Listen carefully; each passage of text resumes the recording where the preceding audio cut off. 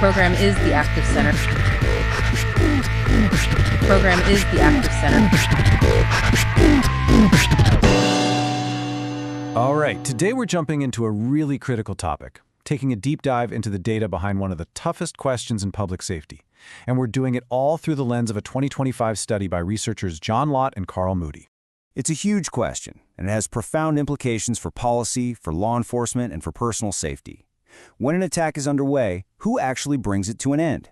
So, for years, the official story has come from the FBI, and their data, looking at the period between 2014 and 2021, shows that armed civilians stopped active shootings just 4.4% of the time. But is that really the whole picture? The study we're digging into today argues that number is, well, it's not even close to the truth, and that is the fundamental disagreement we're going to unpack right now. All right, so let's get into it. This whole thing really kicks off with a massive disagreement between two different sets of numbers that are supposed to be covering the exact same period of time. And wow, this table really lays it all out, doesn't it? On one side, you have the FBI data, which finds armed civilians stopped 4.4% of attacks, but on the other, you have data from the Crime Prevention Research Center, or CPRC, which puts that figure at 34.4%. That's not just a small gap, that's a gigantic, nearly eightfold difference. Now, the researchers go a step further.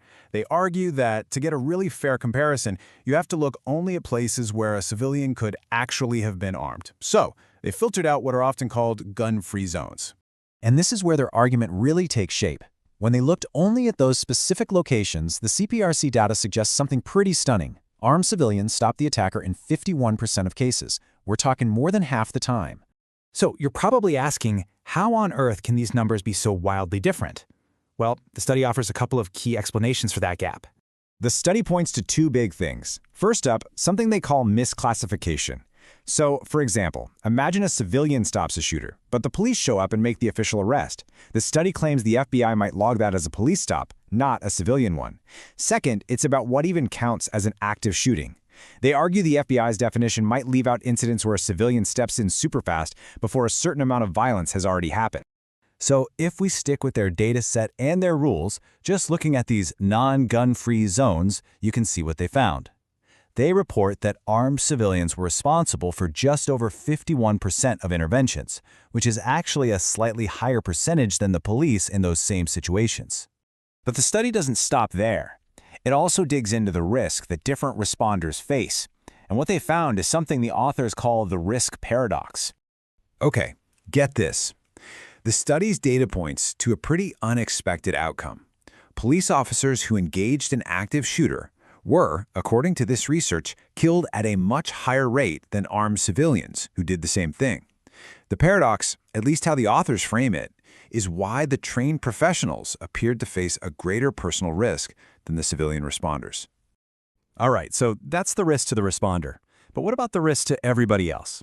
The study also tried to compare the accuracy of police versus civilians when things got heated. According to their calculations from the incidents they looked at, police accidentally shot the wrong person, like a bystander or even another officer, at a rate of 1.14%. And for comparison, the study found that armed civilians accidentally hit an innocent bystander at a rate of 0.56%. So that's just under half the rate they attributed to police in their own dataset. And finally, the research kind of zooms out to look at the bigger picture, the potential effect of gun laws themselves, and just how many potential civilian responders are out there. And this is a really central claim of the study. They argue that constitutional carry laws, the ones that allow you to carry without a permit, actually have a deterrent effect. The authors say their analysis found a direct correlation between these laws passing and a drop in the number of active shooting attacks. And to back up their argument about the importance of civilian responders, they point to a simple numbers game.